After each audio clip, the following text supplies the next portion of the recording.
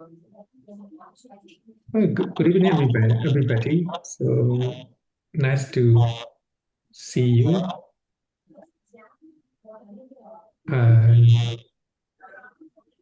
Now you've been talking about Abhidhamma lesson, right? You already started. Yes, I already started.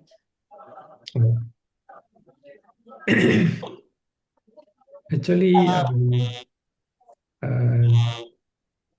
I'm supposed to talk about a little bit about Abhidhamma. Yeah. That's why I want you to talk about Abhidhamma in the first opening day. Yes. Okay. Good evening, everybody. Nice to see you. So, Abhidhamma is a Namarupa Preceda Katha in Bali. It is about mind and body. And if you study Abhidhamma thoroughly, you will understand about your mind and your body.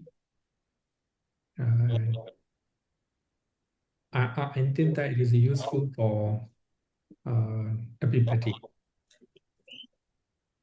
because we have been facing a lot of problems because we don't know about our mind, and also the mind of other people.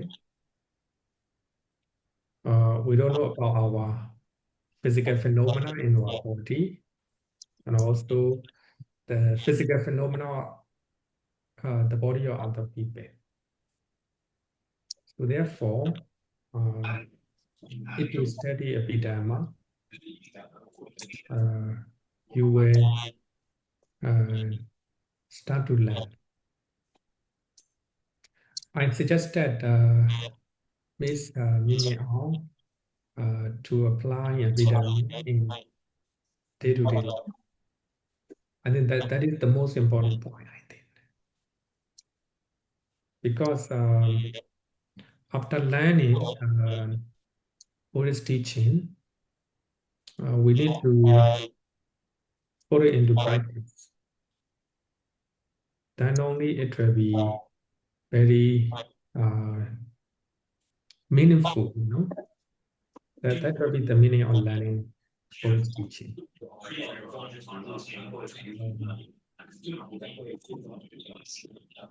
Of course, most people, they emphasize sutta, many suttas.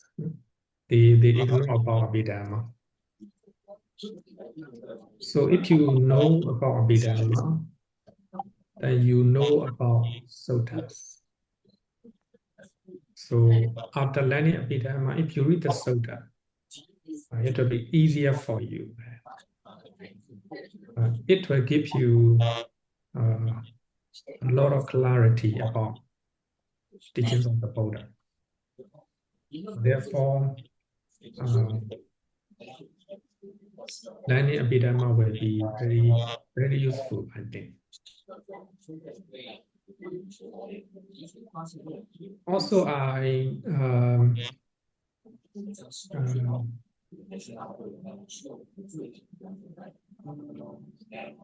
especially when you are learning Abhidhamma, my suggestion, another suggestion is to ask question, you know, to ask question.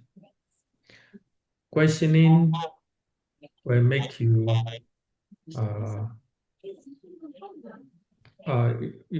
by questioning, you will get how to say, more clarity about Abhidhamma. Sometimes the teacher may forget to cover some area. If you ask question, then you will get more clarification. Therefore, questioning also important. So after teaching,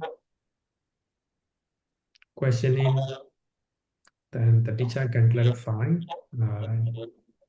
important point, or thing that you want to know. So therefore, I want to encourage everybody to make more effort, to learn Abhidhamma. Not like study of suttas. Abhidhamma need, how to say, continual learning. Because if you miss one lesson, then it will be difficult to go to next lesson. Abhidhamma, one chapter and the other chapter, they are connected each other. So therefore, especially the first chapter. So without proper understanding about the first chapter, in other words, chaita, it will be difficult for you to go to study the rest of the chapter. So therefore, maybe about until you finish the first chapter, I want you to make how to say, more effort on it.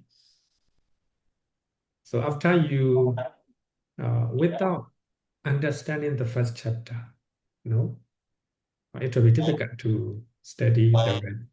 So Abhidhamma continue, the Abhidhamma lessons are connected each other. So that's also one point important, one point to know. So to conclude my introduction, Abhidhamma is study of mind, matter, mind and body. So if we know more about our mind and our body, then we can solve some of the problem in our day-to-day life. And also it will be helpful for you to study the suttas. And also to ask question to the teacher.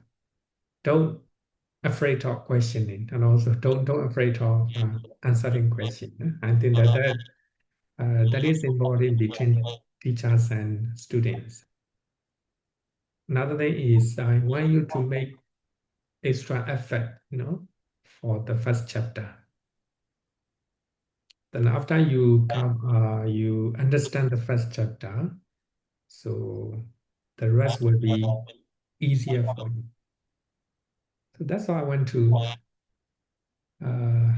talk. Then I hope you have a successful journey to learn about Abhidhamma, Okay. Thank you so much, Bande. Okay. Thank you so much. Bande Chakapala is my Abhidhamma teacher. Yeah, he always support me and encourage me to learn the Abhidhamma. Without his guidance and encouragement, I will not be here today. So I pay homage to Bande. You're welcome.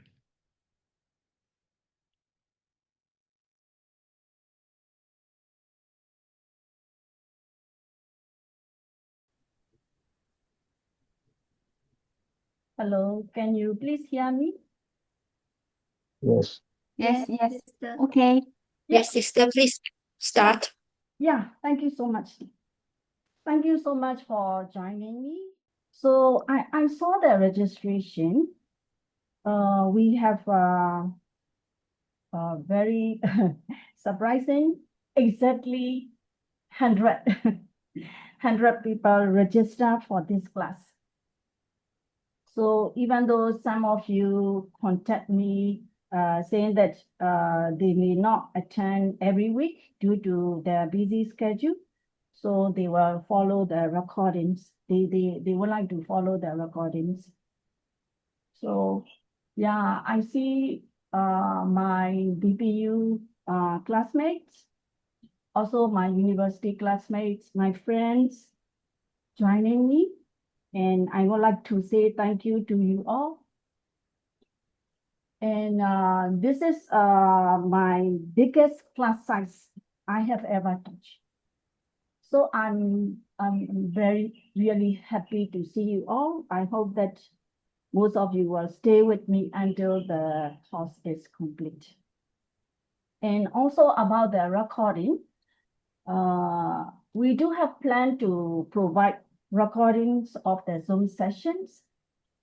And there may be occasional delays in uploading them because we have less people to helping out, but we will do our best to make them available as regularly as possible.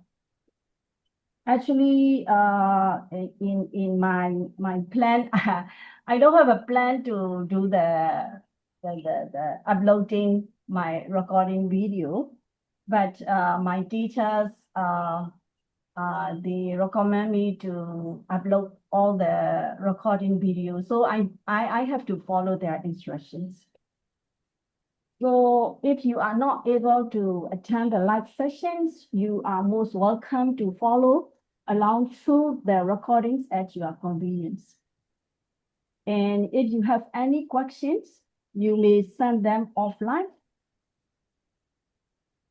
And I will try to address them during the lectures where possible. And we have 2 admin assisting here.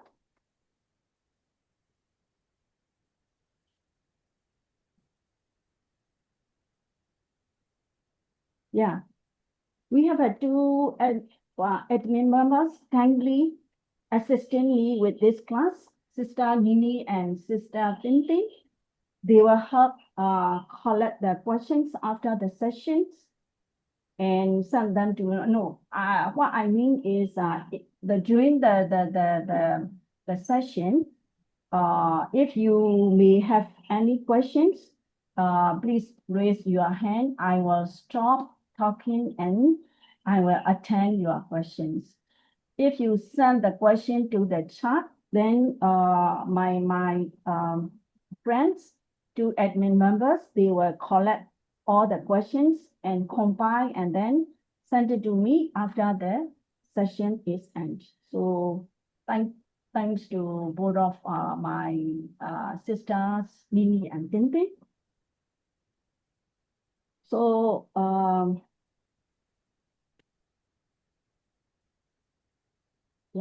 before we start the class, in our tradition, Buddhist tradition also, right? We always pay homage to the Trivijam and to our teachers. So we do this so that our walk will be successful and have no hindrances. And also so that every session, every session we start with paying homage to the Buddha, and every session we end with we hope to finish every lesson with the delightful sadhu, sadhu, sadhu. So let's recite together. Namo Tassa Bhagavato Arahato Samma Sambuddhassa. Namo Tassa Bhagavato Arahato Samma Sambuddhassa.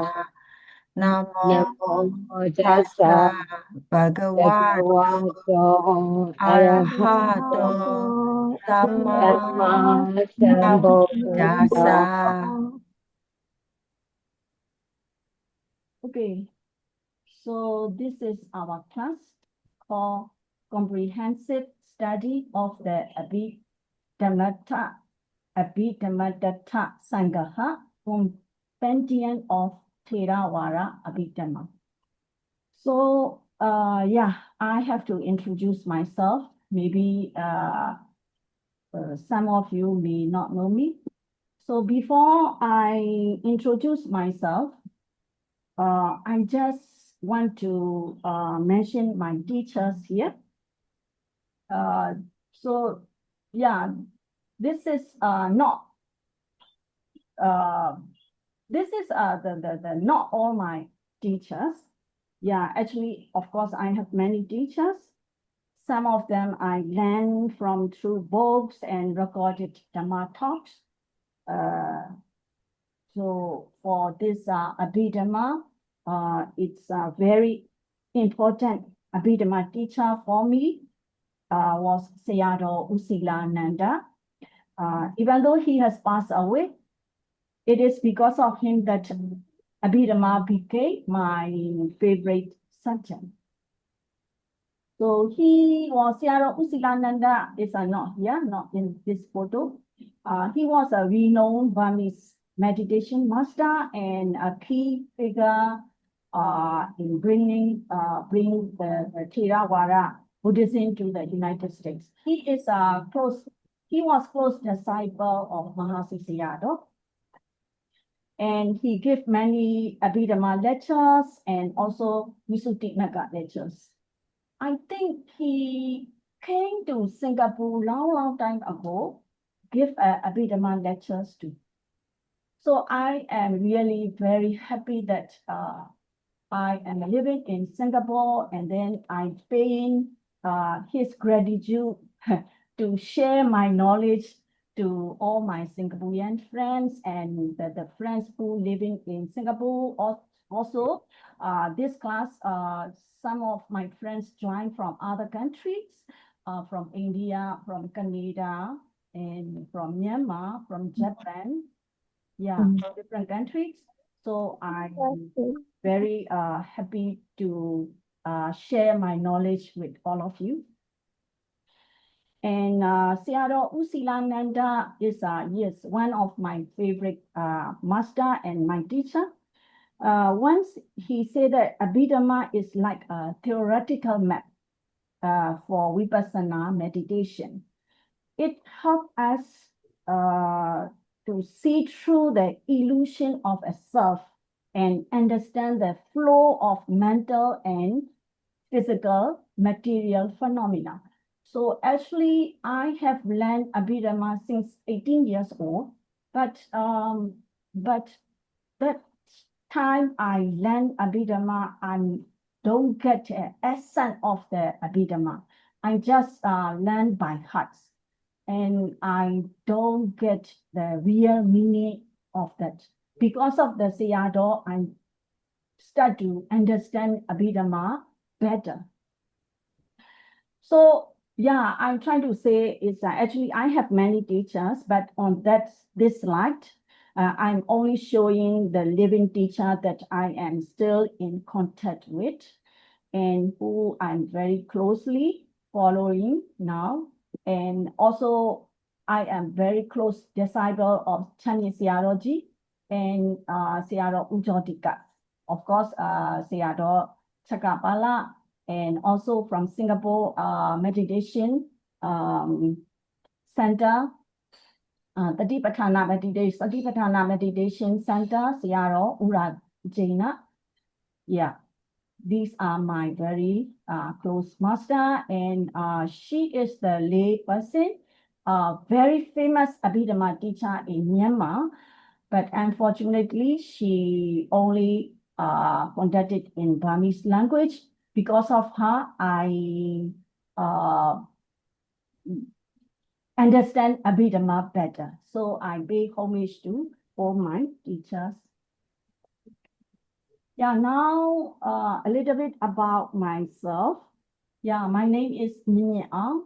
Yeah, you can just call me MM for easier pronunciation. So I am a Myanmar national. I have been living in Singapore for almost 30 years, 30. Next year will be 30. I finished my engineering degree in Myanmar, and then I did my further studies at NUS Singapore in 1997. And now I'm working as an engineer at Seagate Design Center.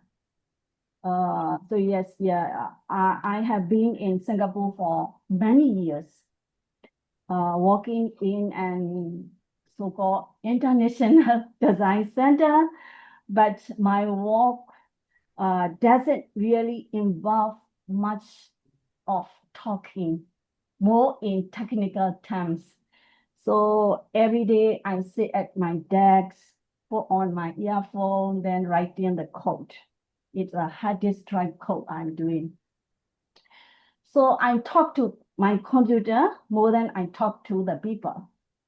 So because of this, my formal English is quite limited. So I told my teacher, Uzodika. So when I started conduct the English session, I really scared.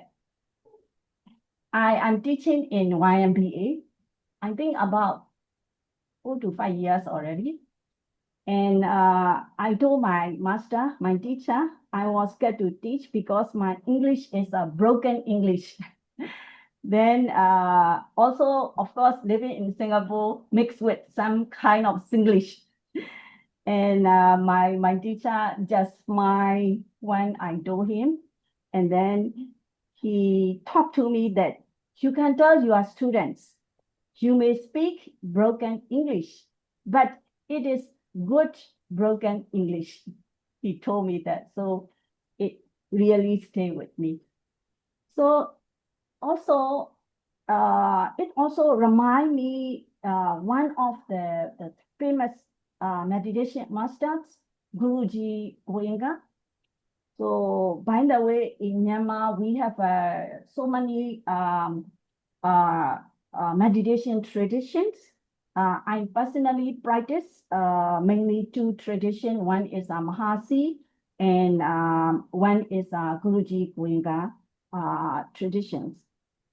So I met Guruji Goenka in Singapore while I study in NUS, and I joined his retreat in Singapore 1998. And I listened so many of his Dhamma talk. And in day 1 of his discourse, he sometimes joking about his English too. So actually, Guruji Goenka was born in Myanmar, Mandalay. It's a middle part of Myanmar. And he was a businessman. So he said his English was also business-like. And he explained that it's his first 45 years of his life. He was a businessman, and daily interaction were purely functional of business terms. So his English remained restricted to those commercial terms. So then he said he notes that after he began teaching Dhamma, his language skill began to improve. He jokes about that. He is now speaking from the heart and explaining complex mental phenomena rather than just buying and selling. So the language flows more naturally, and his the language has expanded through the service of others. So like my masters, I hope that is really encouraged me. I hope that through this class, as we go along, my English will also improve. I hope for your benefit and through servicing all of you. Yeah. So that's about it. And yeah, let's start our. So today is we introduction essentially. So I will do some introduction of the Abhidhamma and some history of Buddhism. Okay,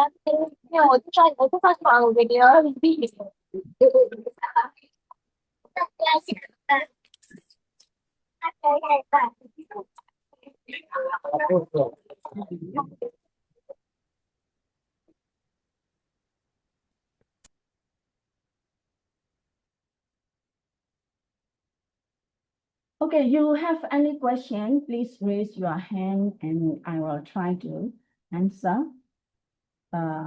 Okay, I just want to share with you this one first, even though our class is nothing to do with exams, okay? Because I think Singapore,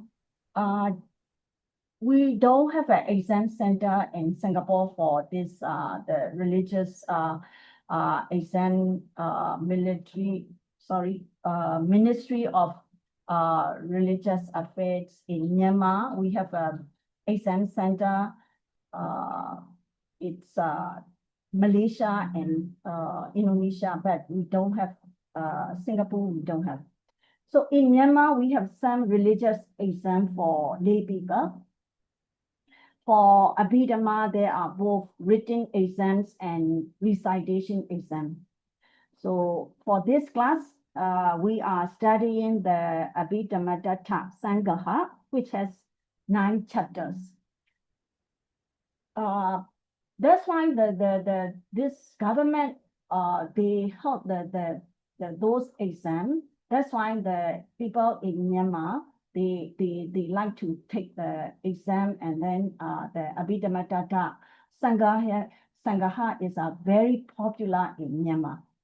So after usually those people already taken this Abhidhammattha-saṅgaha, they continue to do the Abhidhamma-tika. This is a commentary of the Abhidhammattha-saṅgaha. And after that, they continue to do the Visuddhimagga. So this is called ordinary level. This is called honors level. And then this one also 9 chapters. And Visuddhimagga has 23 chapters. It is very profound. So actually, Bande Chakabala asked me to teach the Visuddhimagga in English at the moment because I'm teaching to Burmese students to 3 to 4 years already. So I have written my own notes with expanded explanation based on Venerable Mahasi Sayadaw texts. In fact, there are so many texts to refer in Burmese language for Visuddhimagga, but for English, it is very limited, right? I think famous book is Bhikkhu Ñāṇamoli, part of purification. But that book is quite difficult to read without guidance and further explanation. We need a lot of expanded explanation for this book. Sayadaw Usilananda given a lecture for Visuddhimagga, but some of my friends, Chinese friends, the English-speaking friends, they told me that it is very difficult. They don't understand very well. So, so I have a, yes. Teacher, they want the last screen. And last screen, they want the screen larger. Oh, larger. Okay. Yes. Yeah. It's okay. Yeah. I think okay. Okay for me. Okay.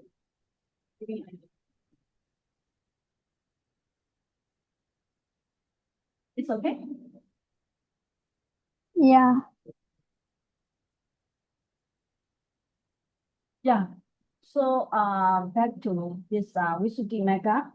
So actually I have a plan. I started already. In fact, I already translate my own notes to Burmese notes into English and use them as my teaching notes for the Visuddhimagga.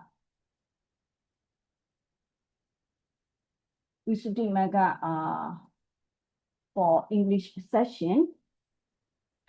But the problem is Visuddhimagga is as I mentioned, it is very profound. So I don't want to go directly into teaching the Visuddhimagga to English participants without first teaching them to basic level, foundation level Abhidhamma. So I prefer to start from the basic level using my own notes and my own style.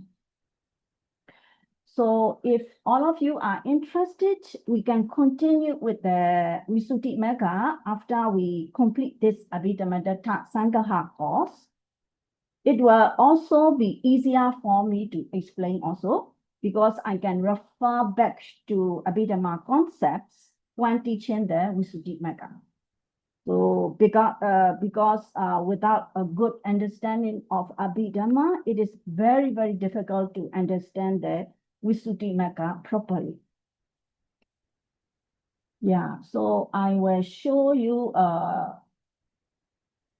some, so Abhidhammattha-saṅgaha is Abhidhamma plus Attha plus Saṅgaha. So a compendium of Buddhist Abhidhamma. Abhidhamma is a distinguished teaching. Later I will go on detail also. And Attha is a meaning, essence, or doctrinal significance. And Saṅgaha is a collection, summary, or compendium. And it summarizes the 5 types of ultimate realities. It's mind, mental fetters, metta, nibbana, and concepts. And Visuddhimagga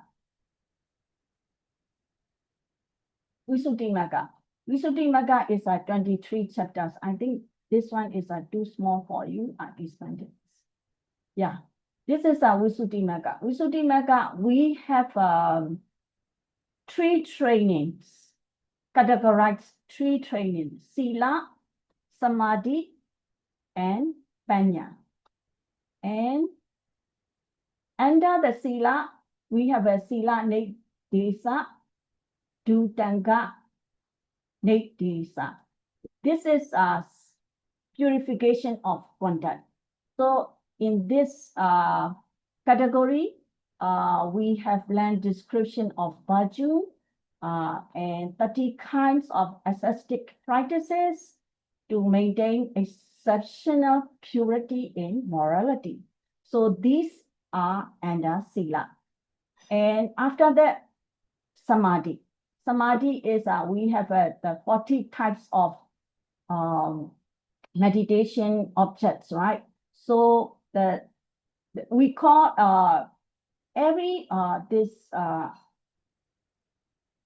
learning, we have called level 1, level 2, level 3. So every this Abhidhammattha-saṅgaha, we have a 3 level. 1 level had 3 chapters. So altogether 9 chapters, 3 levels.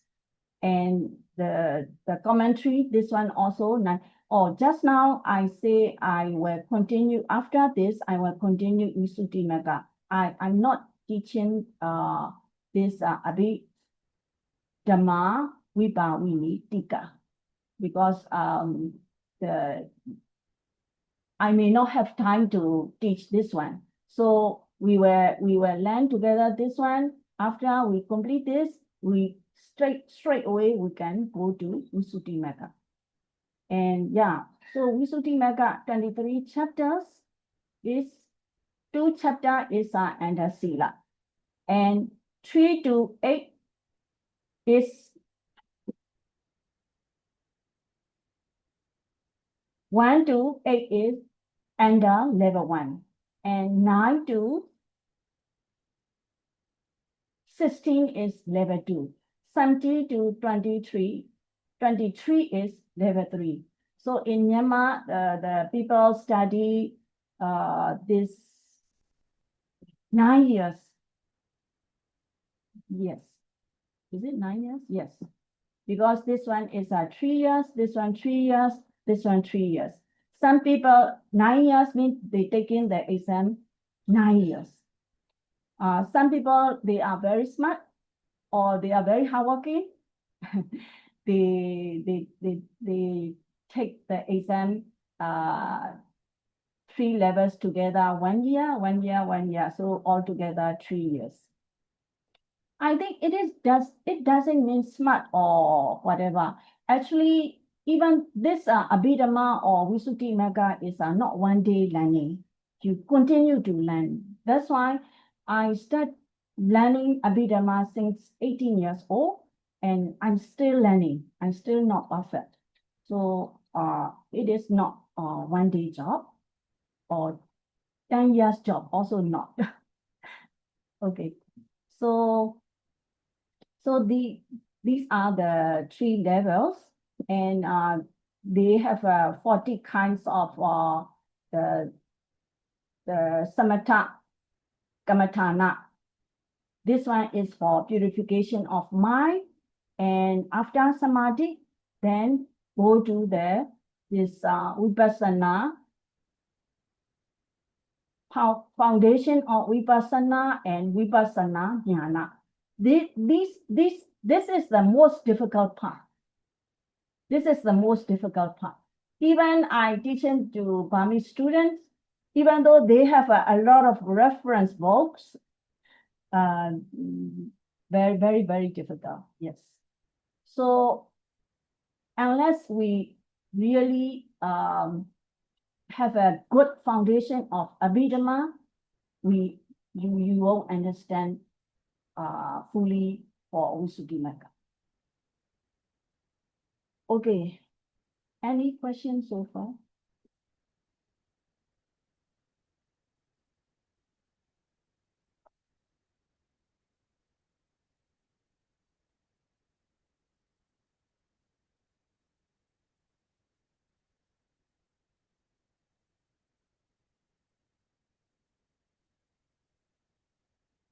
Okay, first, because we are learning about Abhidhamma, we should know different Abhidhamma traditions. So first, it is important to know that the Abhidhamma was preserved by several different traditions. The one we know best is the Theravada version. I myself, I only know well of the Theravada version, which is the heart of Buddhism in Myanmar, also Sri Lanka and Thailand. But there were others also. Sarvastivada school was very popular in ancient Northwest India, while their living tradition eventually fade away. We can still find their writings today in Chinese and Tibetan translation. In my studies at the Buddhist and Pali University, I have had the chance to look into those other schools, like the Sarvastivada. It is a, yes, fascinating history. However, my own roots are, just now I mentioned, firmly in the Theravada tradition. So everything I'm sharing with you today comes directly from Theravada perspective. And the third one is a Sariputra Abhidhamma tradition. It is also no more living tradition. So only Theravada Abhidhamma is still alive and practiced.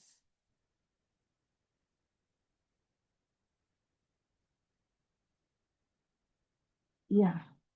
And also before we continue the course, I may need to admit that in teaching and sharing these lectures, some parts maybe I have to rephrase from my master, my teachers, because even my Burmese class, before I start the Abhidhamma, until now, I listen my teacher Dhamma talk so many times.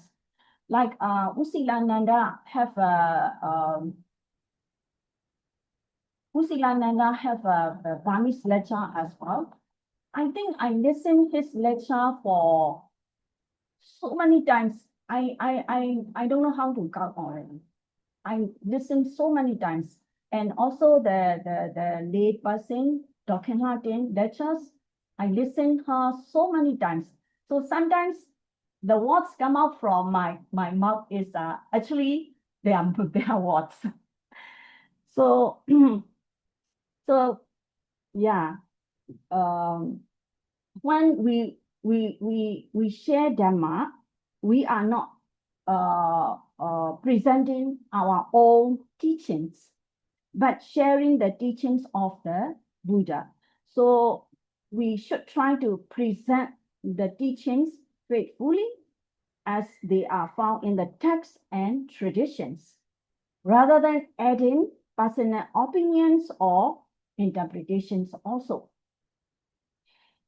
However, sometimes when we do share our own reflections and reflections or thoughts, we should clearly say that this is our own personal understandings, so that there is a clear distinction between the Buddha's teachings and our own view. So along the course, I will mention that this is my own opinion. Like I like Bhikkhu Bodhi very much, because Bhikkhu Bodhi always saying this is from text. This is his own opinion, something like that. So sometimes if you hear something, oh, this one is you have heard before, of course, those master, what they talk also, I follow their teaching. So I repeating their talking also. Yeah, so let's start with the historical transmission of the Buddha's teaching.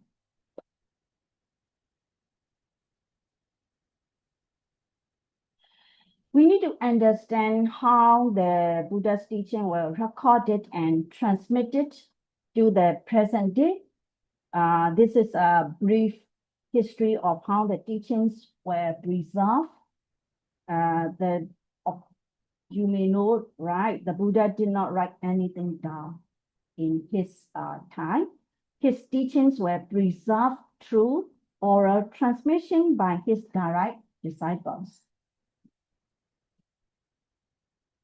So after Buddha passing, just 3 months later, the first Buddhist council was held under Venerable Maha Kassapa. At this council, 500 arahants recited and verified the Buddha's teaching together. Only teachings that were collectively confirmed as authentic were accepted. This process of recitation is called Saṅgahayana in Pali. So the teachings were then organized into the 5 Nikayas. Later I will go into that. And second council was held about 100 years later to reaffirming the teachings.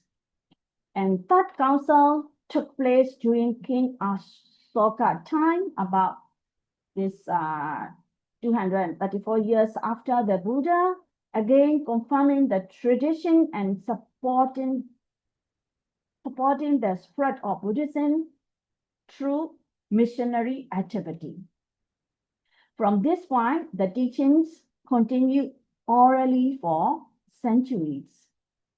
And around this 450 years later, due to the unrest situation in Sri Lanka, the Buddhist monks preserved the Tipitaka carefully through strong oral memorization.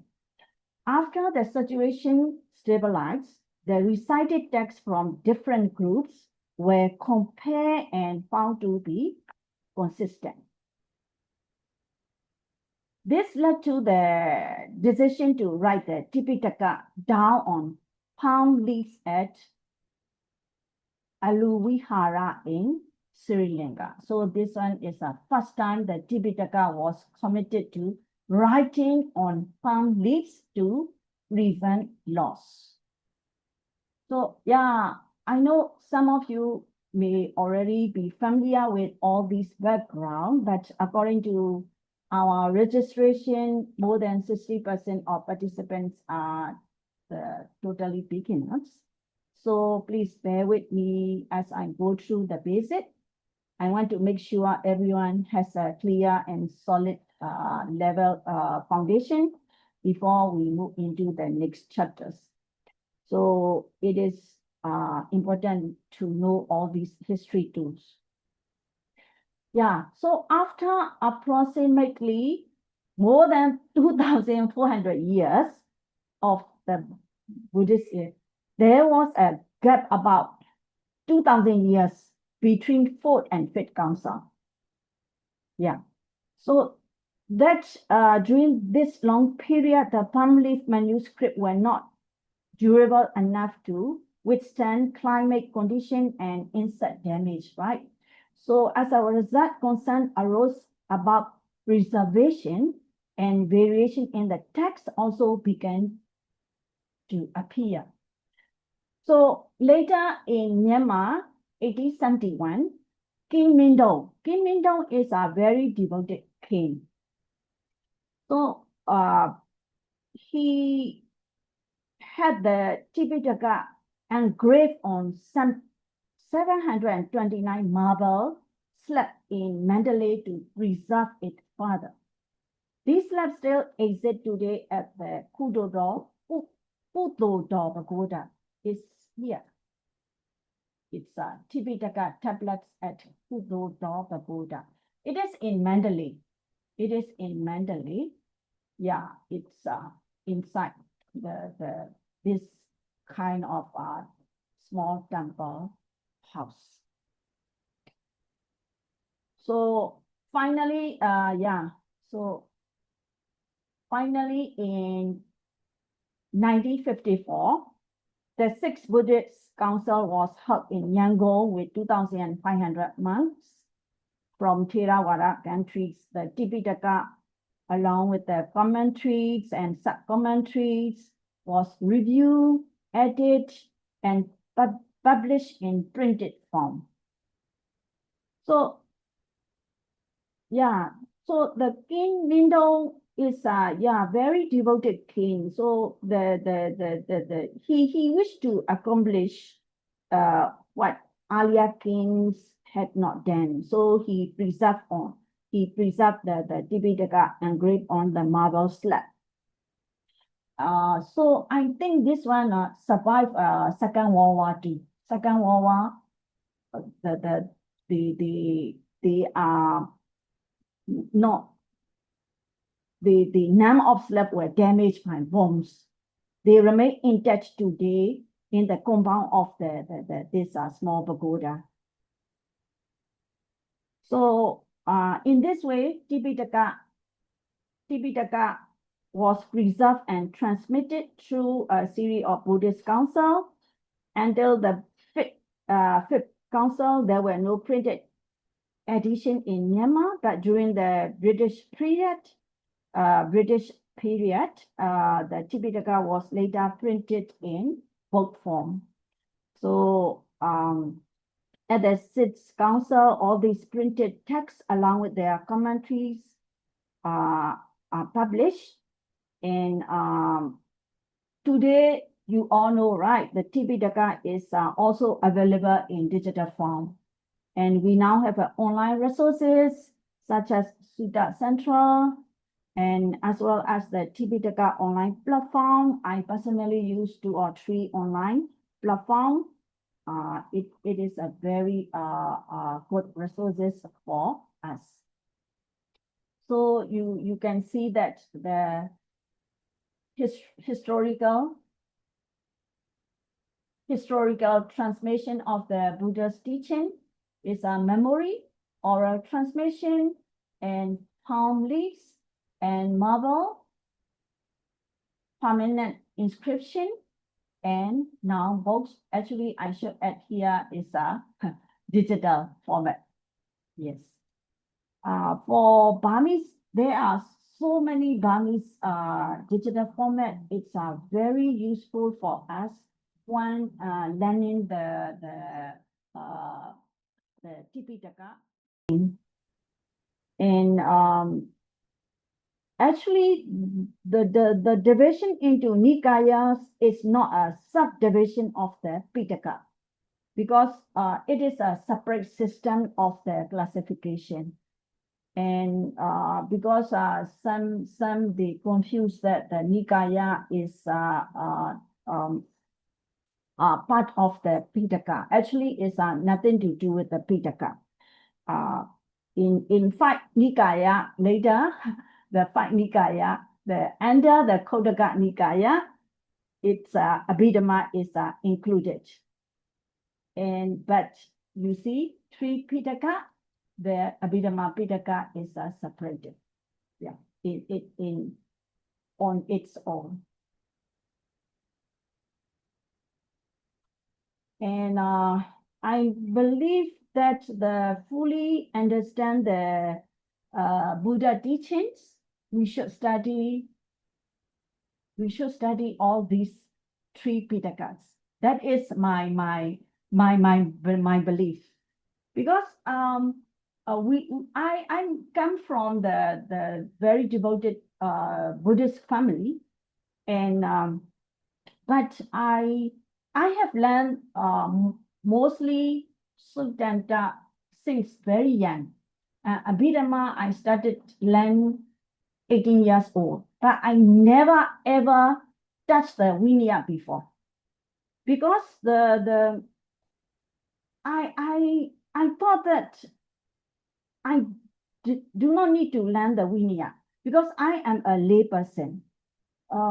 Actually, I have never, just now I mentioned, I have never opened the Vinaya text before I study in BBU. BBU is a Buddhist and Pali University, Sri Lanka. I attended with my Dhamma friends, joining this class in Mangala Vihara. So I think in our BA1, I began to study the chapter on medicine. Chapter on medicine is Besacca Khandaka. That chapter, when our teacher Bandi Anoma asked us to do the project under that topic, then my perspective changed completely. I realized that what I had thought was the Vinaya is just rules, actually contain, but actually Vinaya contain rich body of especially that the sorry, because in Myanmar language we call Betisa Kanaka, but the Roman language, sometimes I cannot pronounce Roman language, because I used to pronounce in Burmese language. So Betisa Kanaka is actually the rich body of ancient medical knowledge. It also showed me how something like how compassionate and practical the Buddha was, how he addressed real health problems faced by his disciples with this rational and effective remedies. So it totally changed my opinion on Vinaya. So I like to study Vinaya also, start from that incident. So I really thanks to my university and my teacher. With my friends, we are working on this project together. Maybe my classmate here may remember. So this experience experience convinced me that to understand the Buddha's teaching fully, we need to study all three Pitakas. Then later I will explore about the Abhidhamma, why we need to study the Abhidhamma. And also many people, sometimes I saw some of the YouTube videos, some master or some teachers, they say that Abhidhamma is not necessary.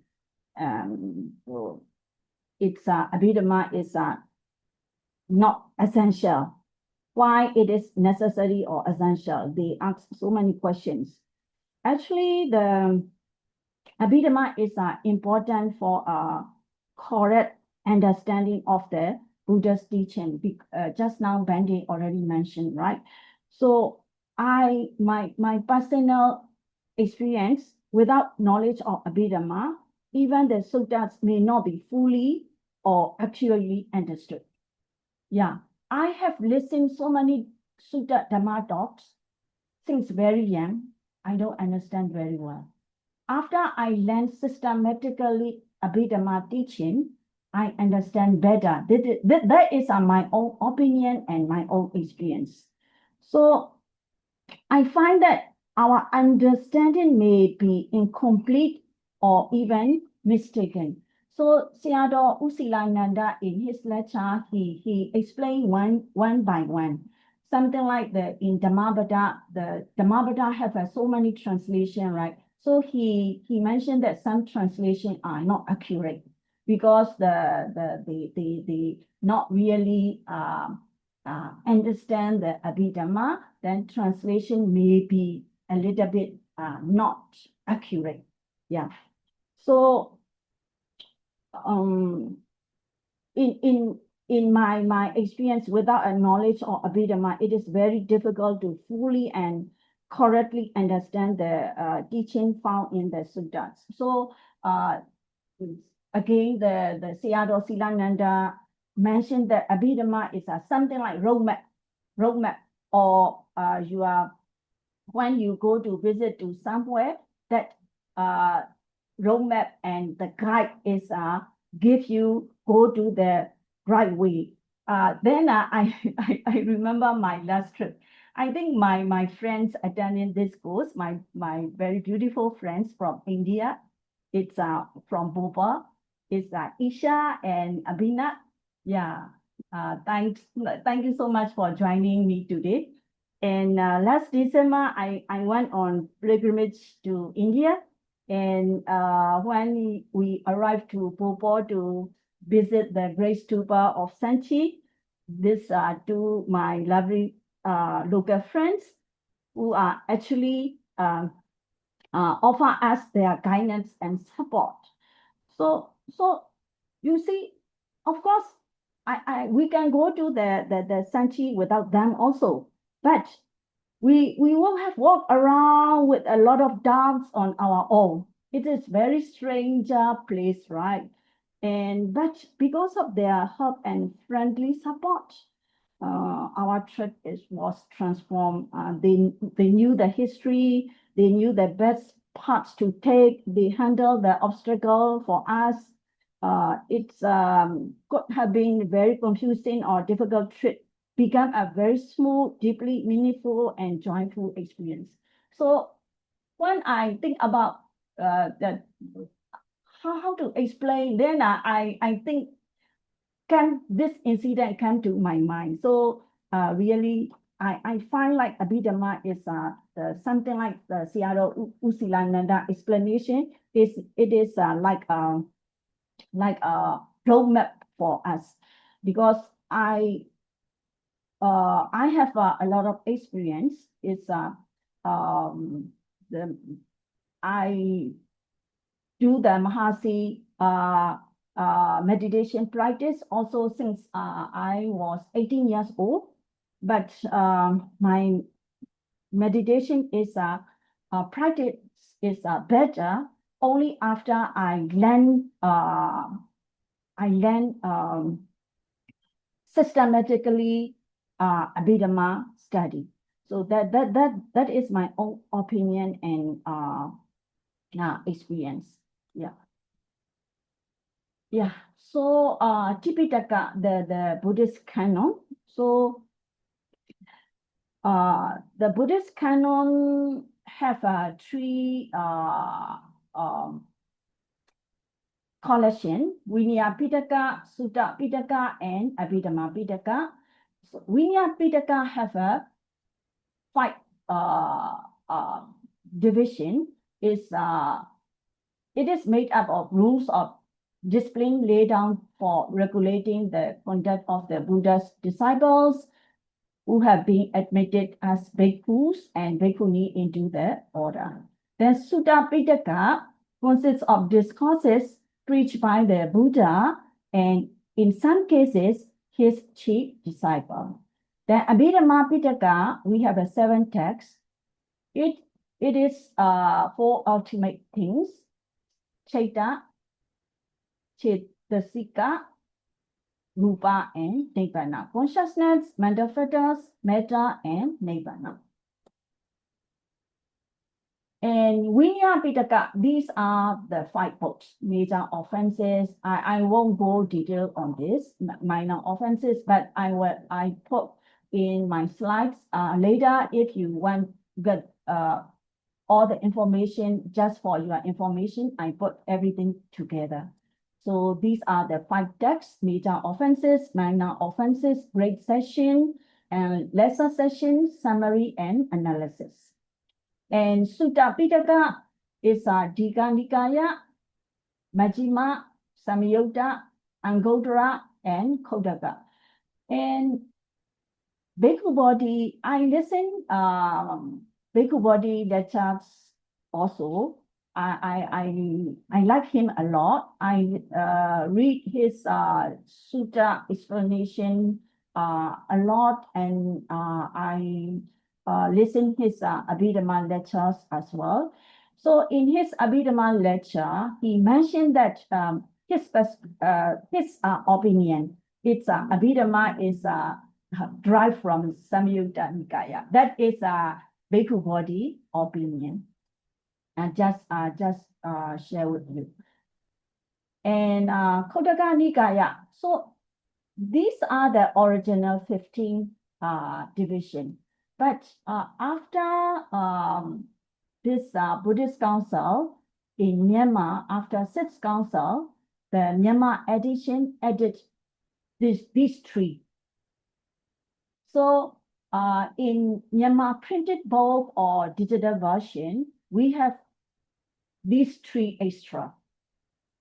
So I have a teacher in Singapore. He is a PR10.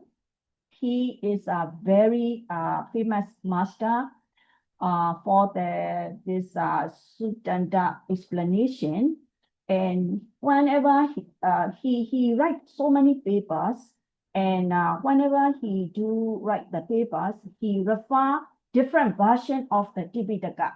It's a Burmese version, Thailand version, and Chinese version, something like that. So the Burmese version is after 6th council is including this 3 sessions. And Abhidhamma Pitaka, yeah, Abhidhamma Pitaka is 7 Abhidhamma texts. It's Dhamma-saṅgaha. It's a collection of dhammas, consciousness, mental fetters, and material properties. I will explain in a little bit detail next week also. This today is I will read out brief only. Vibhanga is analysis of Dhamma with definition and synonyms. Dhatu Katha is discussion of Dhamma taught in Dhamma-saṅgaha, and Pogala Panyati, designation or types of the beings using conventional terms. Actually, this one, some people doesn't want to call Abhidhamma. And Kathavitu. Kathavitu is after Third Buddhist Council. It's a debate contest, debate test. And Yamaka. Yamaka is book of pairs with questions and answer. And Patthana. Patthana is a book of casual relation, most comprehensive and profound. So we are now learning, now already 8:30, but let me go through something first. We are learning, our class is Abhidhammattha-saṅgaha is the compendium of these 7 books, not all 7 books. I have attended the diploma course teaching all these 7 books. 7 books. Some are very, very profound and very difficult. Yeah. So Abhidhammattha-saṅgaha is a summary of these 7 books. So we just now I mentioned that I explained that there are 9 chapters. And the first chapter is Chaita, the Compendium of Consciousness. So in that, under that sessions, what we learn is how many, according to Theravada Abhidhamma tradition, how many Chaita consciousness are there. And from that, yeah, we have defined 89 brief and expanded 1-to-1. So what is the intention of knowing this consciousness? Because people act and speak according to their minds every day, right? So from there we want to differentiate how many types of minds are there. Based on what kind of mind we are acting and speaking and thinking, we will learn from that kind of perspective. And what kind of mind is arising at any given moment. So that chapter will explain the number of or something like unwholesome minds rooted in the greed, hatred, and delusion. And from that chapter, the insight is we can learn that even even we are eating something good meal, also form of unwholesome greed. And by recognizing these small accidents of the mind, then we can develop a healthy fear of larger evils. So we will distinguish between doing good and wisdom versus doing good without wisdom. Also it will also explain details about the higher state like jhana absorption and path fruition mega phala consciousness also. And second one is a compendium of mental fetters, Cetasika. Cetasika is actually something like the manipulates the mind, which mental fetters manipulate our mind. Yeah, we will learn under that the compendium of mental fetters. Then after that, level chapter 3 is a compendium of miscellaneous topic. So that is that chapter is we linking chapter 1 and 2 together again, focusing on consciousness, and it categorize them into 6 groups, something like feeling, roots, function, dots, object, and basis. So this is a level 1. I just want to mention about level 1 first. So you may find that in the basic one, you see, wow, we are learning only numbers and tables. Oh, Abhidhamma is like numbers and tables. It's not how to apply in daily life. Actually, later part, like cognitive process, if you don't understand the level 1, you will not understand cognitive process. So first, that's why Bandi mentioned you have to understand the basic foundation level first. If you understand very well, you in progress, you will understand better.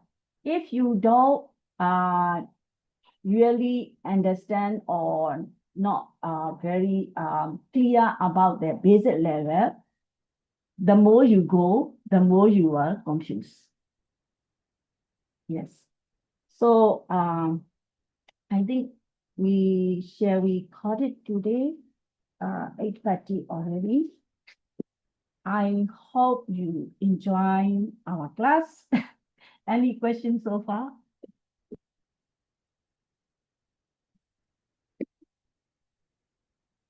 I just want to know if there will be notes. Are you going to share the notes? Yes. Yes, brother. I will Thank you share the notes. Yes. very much. Yeah.